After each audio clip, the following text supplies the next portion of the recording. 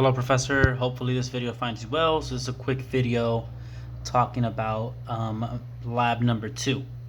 So I'm going to go ahead and start and show you my code, which you've seen in my lab report, but here's a quick reminder. So in short, how it works is I'm going to update my switch 1, which is right here, and then I'm going to read the state of the switch, and this is rising edge, so it is currently receiving a logic put 0, and then once I press it I get a logic that I'm reading 1 because my circuit is closed.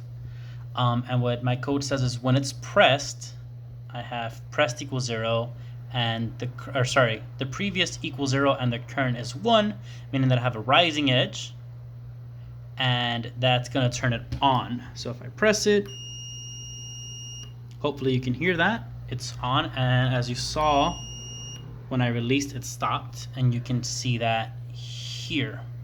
So if my previous state was high, and then now it's going to be low, or it's going to shut off, and then I'm going to update the state. And the reason for that is in a rising edge, let me see if I can write this down for you really quick.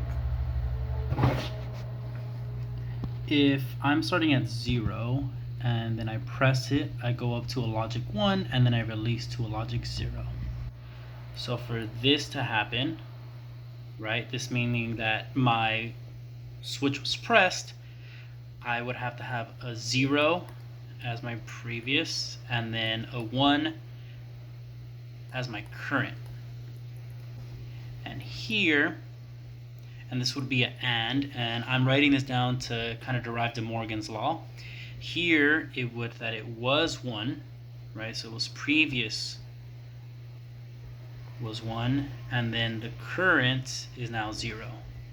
So from De Morgan's law, if I have A and B, right, and I want to take the complement of it, well, I would write complement A or B, and that's kind of where I derived this, right? So this is where if it's pressed, and now this is where if it's an OR statement. Okay, so I've showed the output of experiment 1, and I've derived how we get De Morgan's law, and I'll be using that same statement. Okay, so quickly moving on to experiment 2. Here I created different states using the Moore state machine, and I've explained in my lab report what each of these means, so I'll kind of breeze through it. But my state is going to start off at S underscore weight 0, meaning that my LED 2 is going to be off. This is LED 2, and this is my push button 2. Okay, so what it's saying here in plain English is this one, if I have a rising edge, meaning I'm going to press my push button 2, I'm going to switch states here. And that is going to trigger my LED to turn on. And then here, let me show you what I mean here. I press it, hopefully you can see that it's on, it's going to stay on, and if I press it again, it will shut off. And I'm going to breeze by this, but for example, if I push it on, I have switched cases and now I'm on S on. And if I press it again, I'm going to go to S wait. Or rather, once I release it, I'm on S wait, meaning that it's on. And if I press it again, it will shut off, meaning that I'm S off, and it'll switch me back. Then here I will update the state of the switch. And this one as well is rising edge. Now the key difference between experiment 3 and the previous 2 experiments is that we will be using falling edge. So as noted in the previous experiment, I will also use the Moore state machine, and these are my states, similar names and kind of similar things. So what I wanted to make a note of is because we are using falling edge detection, these two outputs switch, right? In the previous experiment, this was meaning that it was on, the LED was on, and this one is that it's off. But in this case, because it's falling edge, things change quite a little bit. So here, like in the previous experiments, I create my booleans for switch 3 and 4 because it's going to be falling edge detection. My previous state is going to start at 0.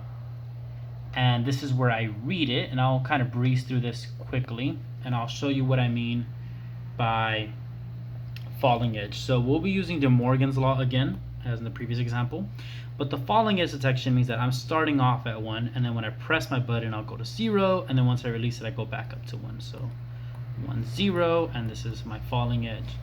And that's kind of what we're using. So to show you quickly the output, because this video is becoming a bit long, I will press it, right? So this is switch 3, and if I touch switch 4, my LED should turn off. And I can also do it the other way around, so I can press switch 4 and then press switch 3 and it should shut off, right? And that simulates going up a flight of stairs. So say I'm downstairs, I turn my light on, I walk upstairs and I can turn it off. Or I can be walking upstairs, turn my light on, and then walk downstairs, turn my light off. Or additionally, say I stay downstairs, I can turn my light on, and then if I stay downstairs and I want to turn it off, boom. Likewise, I can do it up here. So just a quick recap.